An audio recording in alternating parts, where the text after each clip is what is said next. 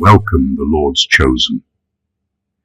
People don't fear what is loud. They fear what they can't read. That's the part nobody admits out loud.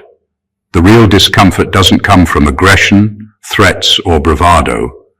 It comes from unpredictability wrapped in calm.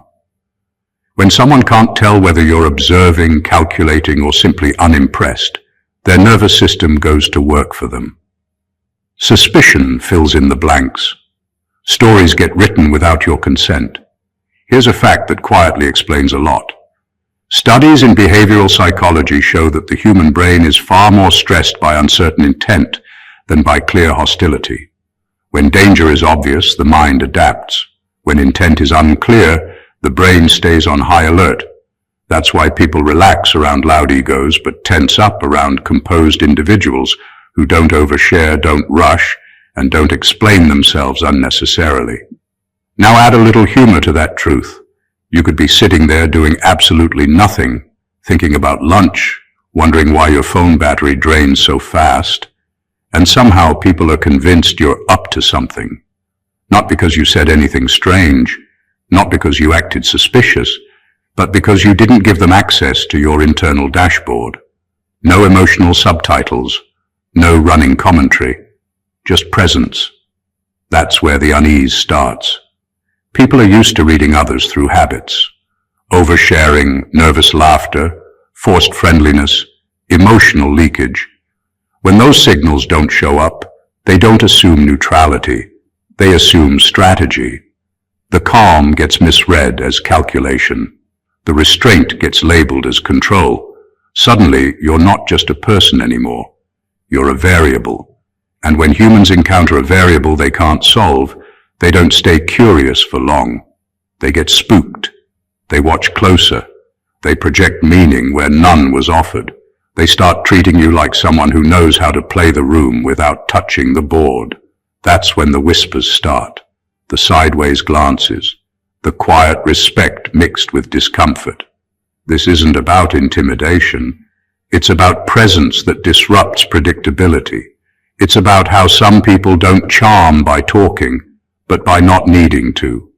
And once that realization hits, people don't just notice you anymore. They feel something brewing, whether you intended it or not. Number one, you don't rush outcomes, and that unsettles people. Most people are in a hurry to close the loop. They want answers fast, reactions fast, wins fast. Speed gives them relief. It makes them feel in control. When you don't share that urgency, it quietly disrupts the entire dynamic. You're not slow, you're not confused, and you're not lazy. You simply don't let pressure dictate your timing. That difference is small on the surface, but psychologically, it's massive. People reveal who they are when they want something badly. They over-explain, over-promise, overreact. You don't do that. You let situations breathe. You let people talk themselves into corners. You let events mature before you touch them. To someone who relies on force, charm, or manipulation, this feels like walking into fog. They can't tell if you're waiting, watching, or already decided. What really unsettles them is that your patience isn't passive. It's active restraint. You're choosing not to move yet. That choice signals confidence without announcing it. It suggests you don't need quick validation, quick approval, or quick victories. And that threatens people who build their power on urgency. They depend on momentum because if things slow down, their leverage disappears. There's also something quietly exposing about your approach. When you don't rush outcomes, you allow patterns to surface. Inconsistencies show up. Motives leak out. People get sloppy when they think time is on their side, and nervous when they realize it isn't. They start wondering what you've noticed. That's when discomfort creeps in. You also don't panic when things don't go your way immediately. You don't scramble to fix optics or control narratives. That calm response tells others you're playing a longer game than they are. It makes them feel short-sighted, even if they can't explain why. Nobody likes feeling like they're reacting while someone else is positioning. In a world addicted to speed, patience looks suspicious. It gets misread as calculation, even when it's just clarity. People feel something brewing because they sense you're not moved by the same triggers they are. You're not chasing the moment. You're letting the moment come to you. And that quiet refusal to rush makes people uneasy because it suggests you don't fear where things are headed. Number 2, you study reactions, not words. Most people listen just long enough to respond. They collect sentences, not signals. You do the opposite. You pay attention to what happens around the words, the shifts in tone, the timing, the tension that shows up when someone is cornered. That habit alone separates you from the crowd, and people can feel it even if they can't explain it. Words are cheap and rehearsed. Reactions aren't. A reaction slips out before the mask is adjusted. It shows up when someone is challenged, ignored, delayed, or told no. You notice who stays steady and who suddenly changes character, who gets louder, who gets defensive, who starts joking when things turn serious. These aren't accidents, they're tells, and you clock them quietly. What unsettles people is that you don't reward good talk. You don't get hypnotized by confidence or charisma. Someone can sound impressive and still lose credibility with you if their behavior doesn't match. Over time, people realize they can't talk their way past you. They sense that convincing you requires consistency, not performance. You also don't correct people when they expose themselves. You let them finish. You let them explain. You let them contradict themselves. That silence isn't approval, it's observation. And deep down, people feel it. They feel like they're being read, not judged, which is far more uncomfortable. This way of listening changes power dynamics. In most conversations, power goes to the person who speaks best. With you, power shifts to the person who remains aware. You don't rush to respond because you're processing more than just meaning. You're tracking intent. That makes people nervous, because intent is harder to defend than words. Over time, your reputation forms without you saying a thing. People start choosing their reactions more carefully around you. Some become guarded. Others overcompensate. A few become transparent by accident. None of them feel neutral. They sense that once they show you how they move under pressure, they can't take it back. You don't collect information to use it against people. You collect it to understand reality. But understanding reality gives you leverage whether you want it or not. That's why people feel spooked. They know words can be edited, reactions can't, and they know you're watching the part of them that usually goes unseen. Number 3, you're comfortable letting others underestimate you. Most people fight hard to be seen correctly. They explain themselves, defend their intelligence, highlight their strengths, and rush to correct any wrong assumption. You don't. And that choice alone throws people off balance. When someone underestimates you and you don't rush to fix it, it creates a strange tension. They expect resistance. They get none. You understand something many people never learn. Being underestimated is a position of advantage. When expectations are low, pressure disappears. People relax. They speak freely. They stop guarding their moves. You're given front row access to how they really operate, all because they think they've already figured you out. What unsettles people later is the gap between who they assumed you were and how you actually move. You don't announce growth. You don't reveal depth up front. You let time do the revealing. When your actions quietly contradict their assumptions, it forces them to revisit their own judgment. That moment is uncomfortable. It bruises ego. You also don't need external validation to function. If someone thinks you're simple, quiet, slow, or harmless, you let them. Your sense of self doesn't depend on applause or recognition. That emotional independence is rare, and people feel it. They're used to others needing to be seen. You don't. There's also discipline in your restraint. You know that correcting every misconception is exhausting and pointless. Most opinions aren't built on truth. They're built on convenience. You save your energy for results, not explanations. Over time, people realize you didn't rise suddenly. You were always capable. You just didn't advertise it. This approach exposes something in others. Some feel embarrassed when they realize they misjudged you. Others feel threatened. A few feel foolish. But almost everyone feels unsettled because they can't tell how much you're holding back. If you were underestimated once, could you be underestimated again? You're not playing small. You're playing quiet. You let people feel safe while you stay observant and grounded. And when it finally becomes clear that you're far more aware and capable than they assumed, the shift is jarring, not because you changed, but because they did. Number 4, you trigger projection in insecure people. People are constantly running from the parts of themselves they don't want to admit. Insecurity, envy, fear, selfishness, these traits live quietly beneath the surface. But the moment someone who's self-assured and aware enters their space, those hidden parts demand attention. You don't cause them to act out. You simply exist, and their minds do the rest. They see your calm, your focus, your patience, and instead of recognizing it as your strength, they unconsciously project their own flaws onto you.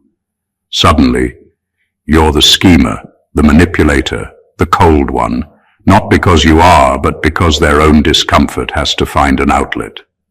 This projection is subtle at first. You notice it in sideways comments, in the unnecessary justifications they spill, in the tiny digs that reveal more about them than about you. And the scary part for them is that they can't stop it. Projection doesn't obey logic. You could be doing the simplest thing, smiling, observing, moving through a room, and their mind will rewrite the story to make it about their own inadequacies. That's why people sense a presence they can't name. They feel something brewing, even when nothing is actually happening. You don't react to these projections. You don't defend yourself or try to correct them. That would only confirm their narrative. You stay consistent, grounded, and aware. Their stories crumble slowly because reality doesn't bend to their fear, and they start feeling exposed without realizing why. That discomfort, that unease, is a response to you triggering the parts of them they've been running from. By existing in your own clarity, you become a mirror they weren't ready to face. They interpret that mirror as power, control, or hidden knowledge. The more they project, the more it exposes their instability. They become jittery, cautious, over-explaining, overreacting, and all the while you continue unshaken, letting their insecurities unravel themselves. What feels like tension to them is quiet observation to you, and that difference is what makes your presence feel both magnetic and unsettling, like something is moving beneath the surface, something they can sense but can't name. Number 5, you don't bond through weakness, and that breaks social rules. Most people connect through vulnerability.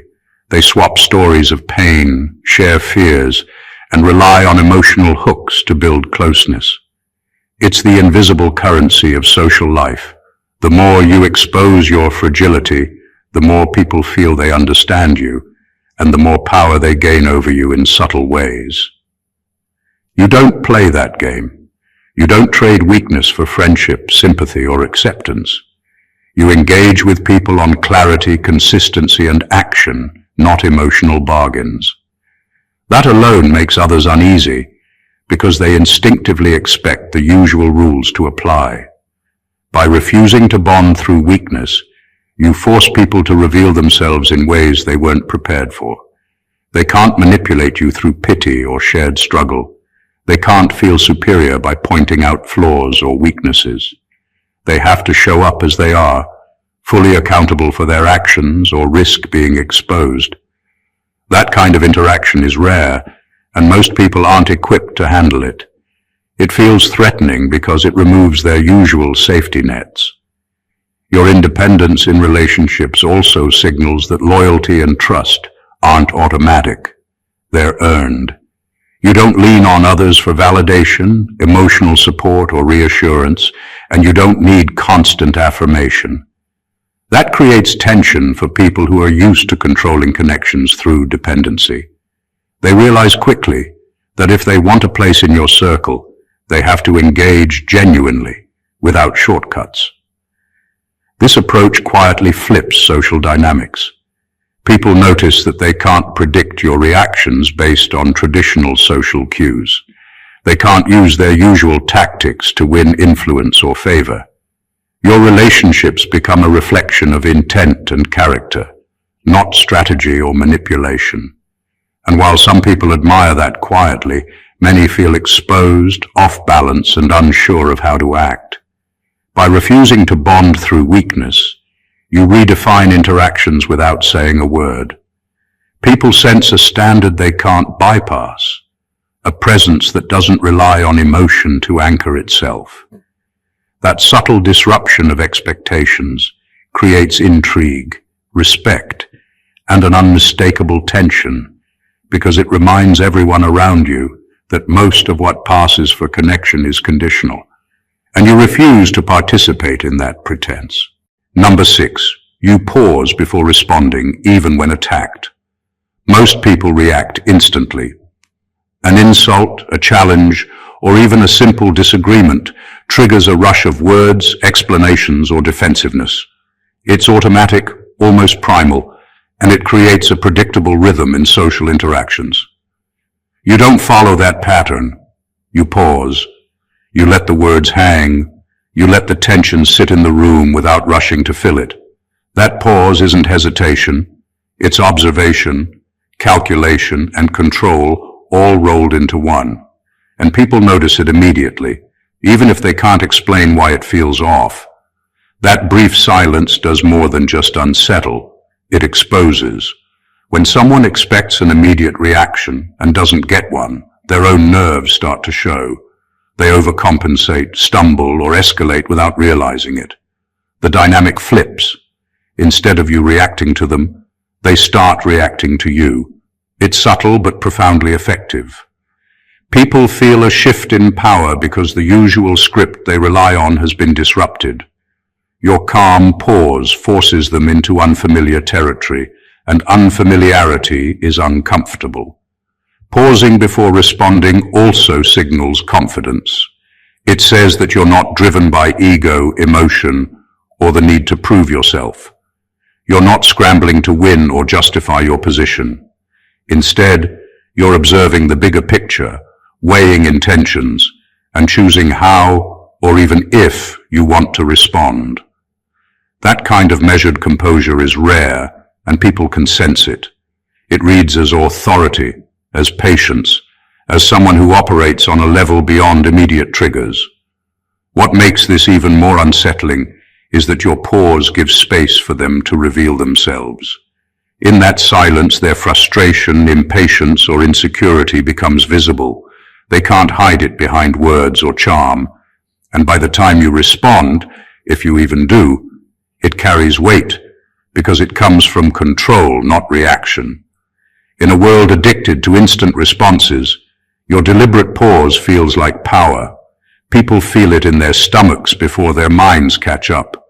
It's quiet, subtle, and unmistakable, and it leaves them wondering not just what you're thinking, but how much you already know. Number 7, you exit situations without burning bridges or begging closure. Most people leave with noise, drama, or explanations. They feel compelled to justify every decision, defend every boundary, and ensure that others understand why they're gone. You don't. You leave clean, quiet, and final. That doesn't mean you're careless or indifferent. It means you understand the value of energy and perception. You know that when a door closes without chaos, the impression lingers far longer than any argument ever could. People notice it immediately, even if they don't fully understand why it unsettles them. Your exits are deliberate. They carry no hidden desperation or emotional bargaining. You don't linger, you don't over-explain, and you don't demand acknowledgement. That makes people nervous because it breaks their sense of control. They're used to drama being a natural part of separation, a tool to manipulate guilt or hold power. When you simply step away, you expose the emptiness of those tactics and leave them facing their own reactions. There's also an elegance to your departures that amplifies your presence. You demonstrate that your focus isn't tied to approval, attachment, or validation. You can disengage from people, projects, or conflicts without leaving a mess. And that signals a level of independence most can't comprehend. It's not apathy, it's intentionality. People feel it as a kind of quiet authority, the unspoken message that you are not held hostage by expectations, emotional hooks, or social games. By leaving this way, you also reveal the true character.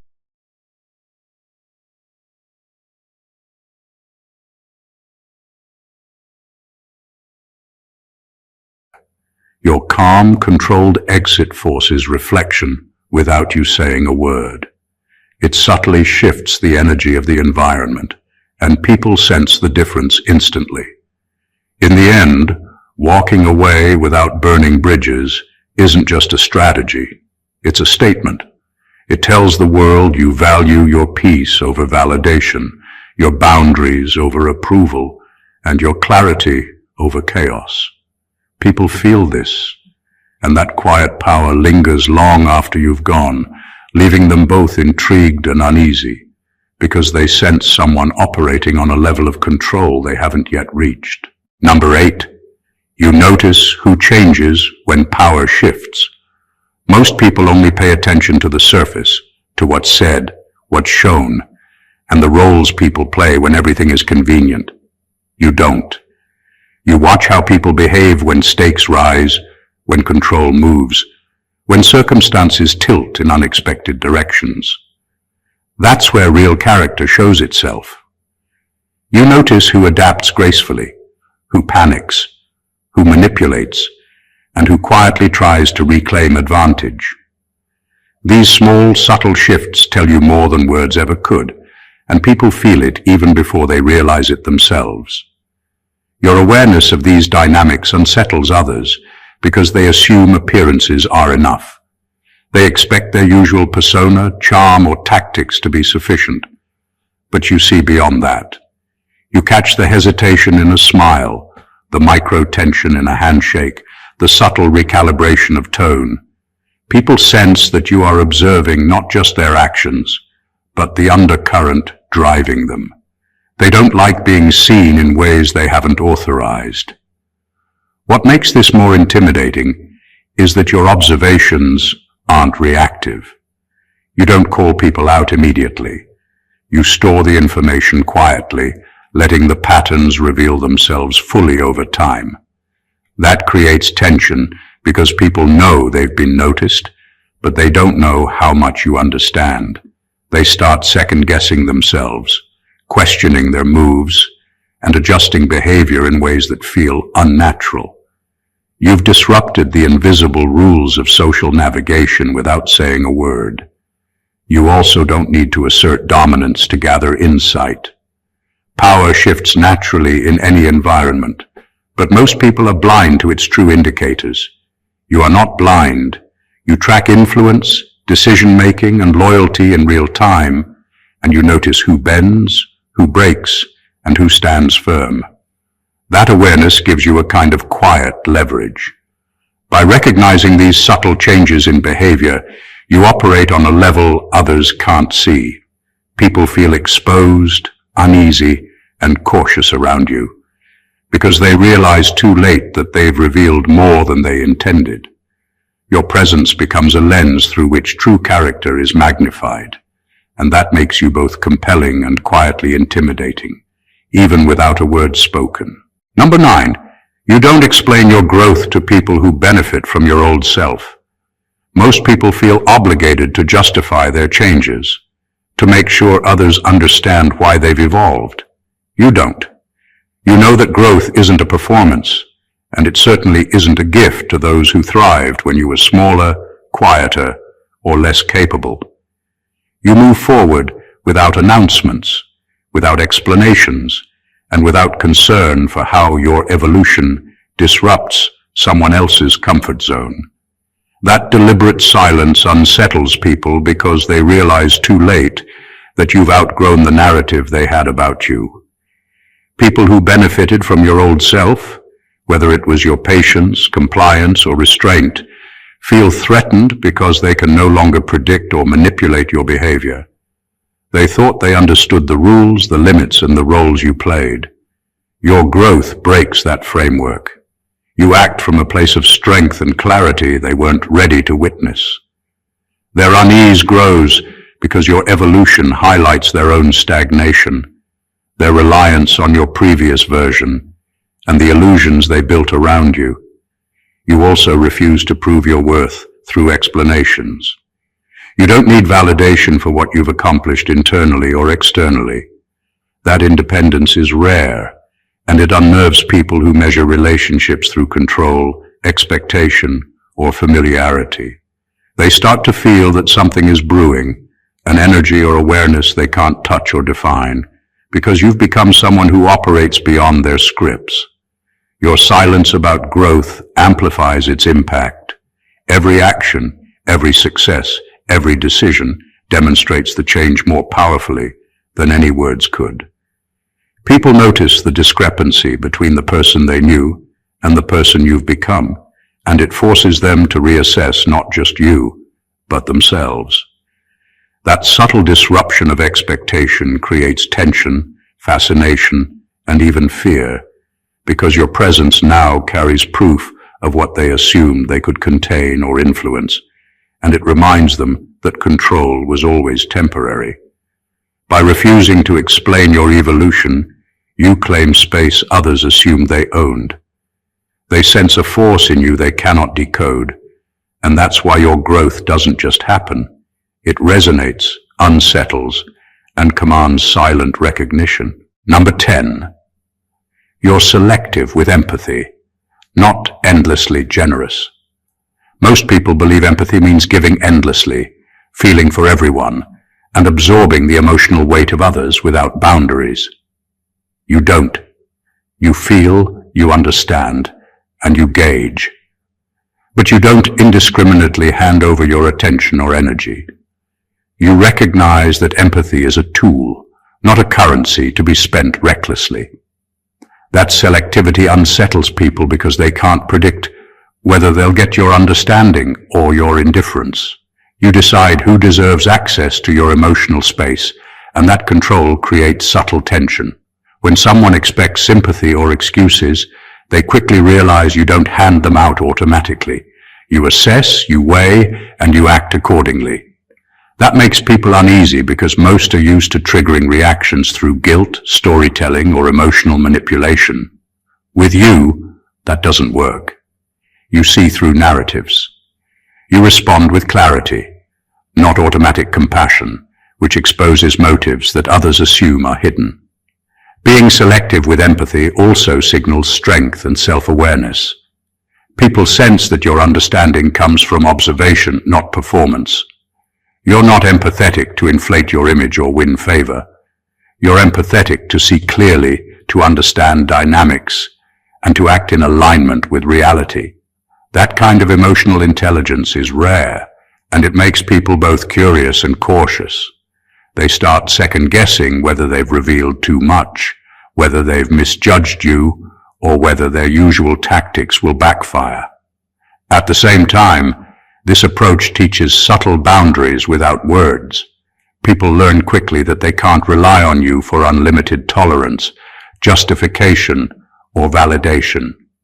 That tension, the fear of pushing too far, the uncertainty of whether you'll engage emotionally, creates a quiet magnetism.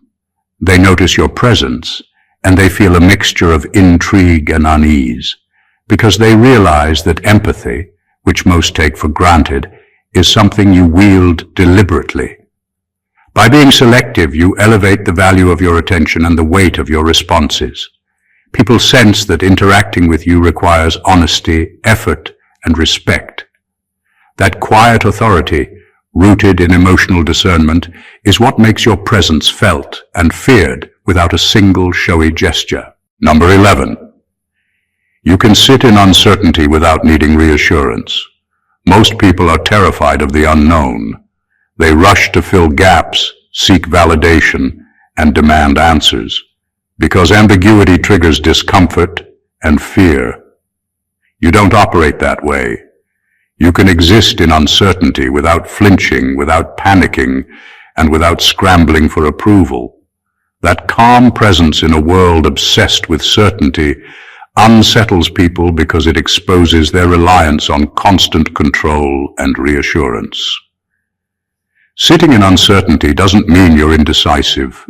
It means you trust your awareness and your ability to navigate situations without needing every variable spelled out. You observe, process, and let information unfold naturally. That patience makes others feel off balance.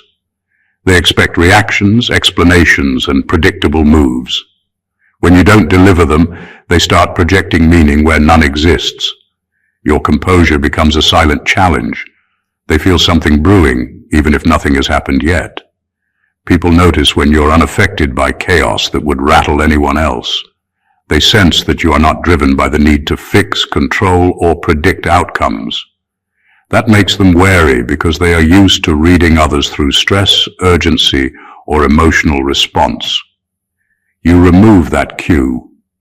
You don't give them the reassurance they unconsciously crave, and that absence is more powerful than any words. This ability also reveals who around you is truly stable and who isn't. Some people get defensive. Others over-explain or try to manipulate situations to force clarity. A few quietly adapt, realizing your calm is intentional, not ignorance.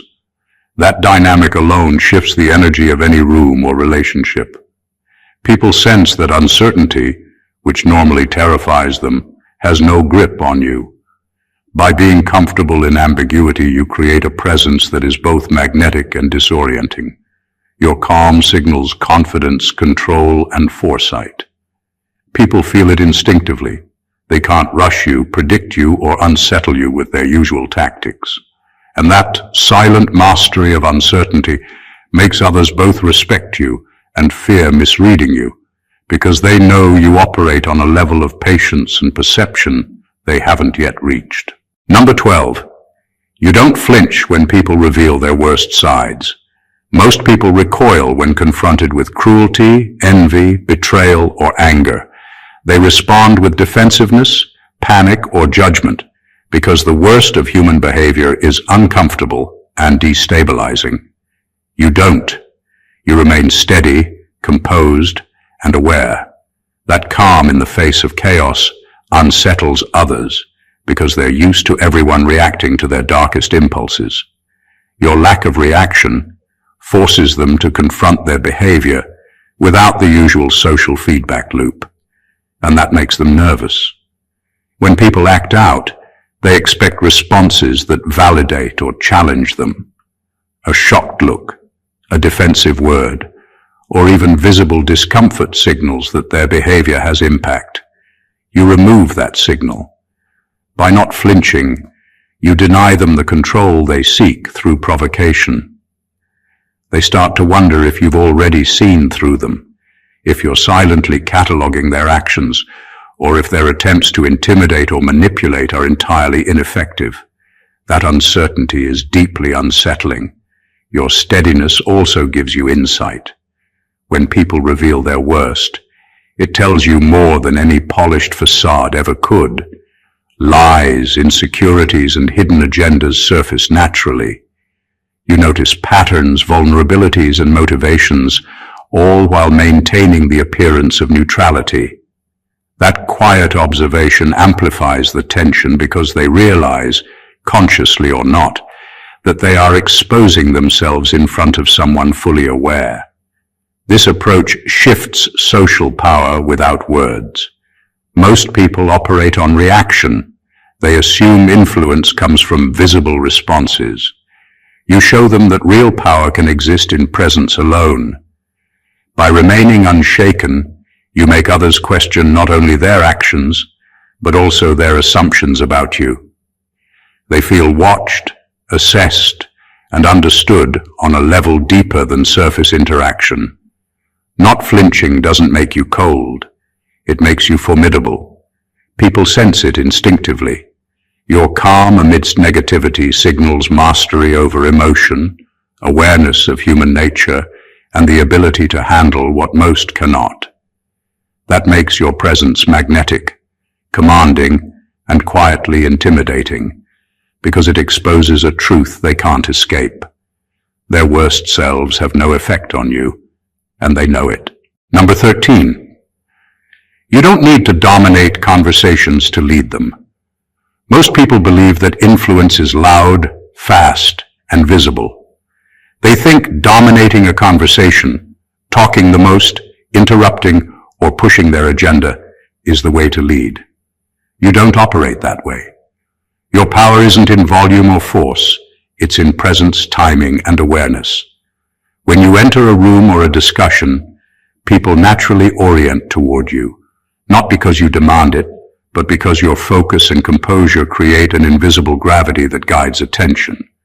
That subtlety is what unsettles and fascinates people. You speak only when it matters. Every word carries weight because it isn't filler, it's purpose. Unlike most, you don't feel the need to prove yourself in every sentence or fill silences with noise. Those pauses are strategic. They give others room to reveal themselves, to overcommit, or to expose gaps in their understanding.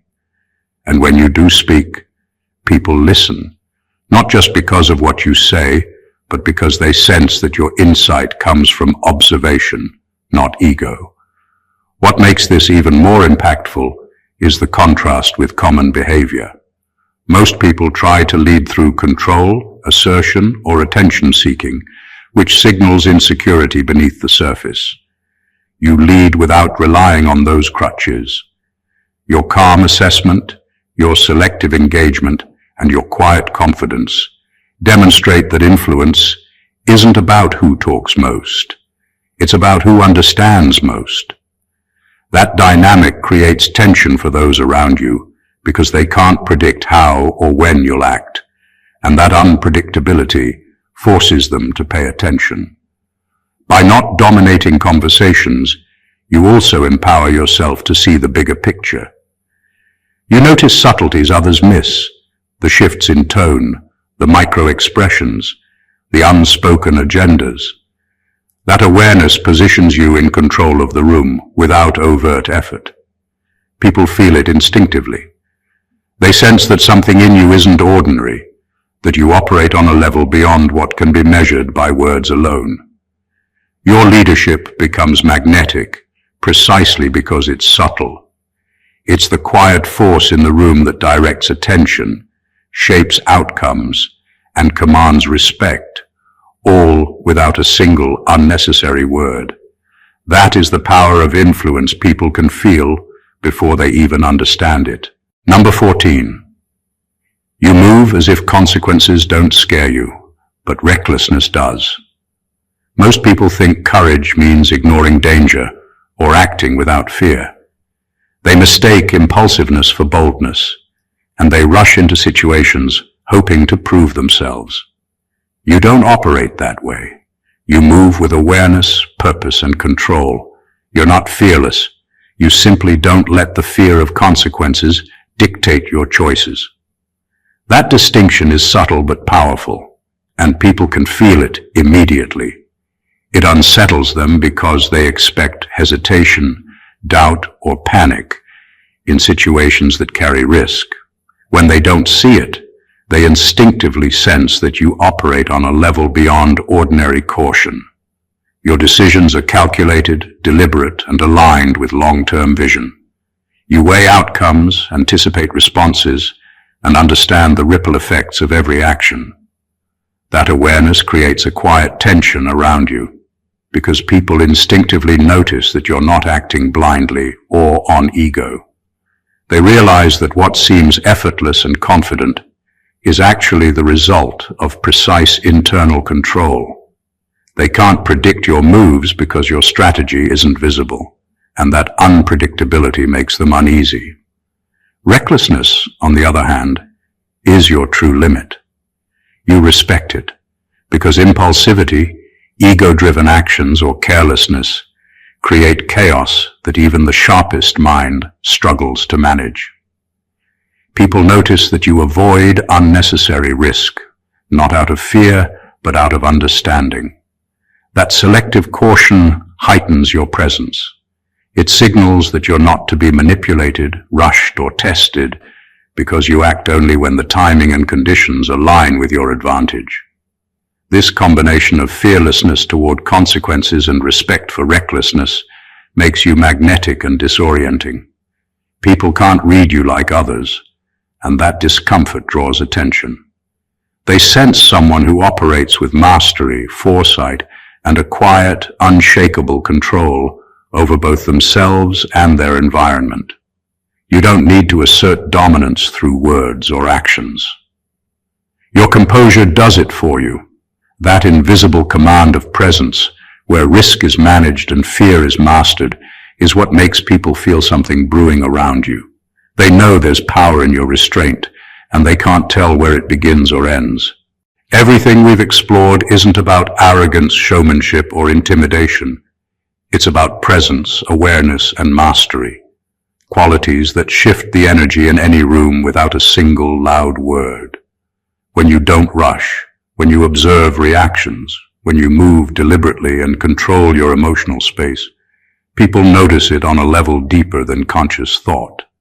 They feel something brewing because your calm, calculated, and intentional way of being exposes patterns, motives, and insecurities that most can't see.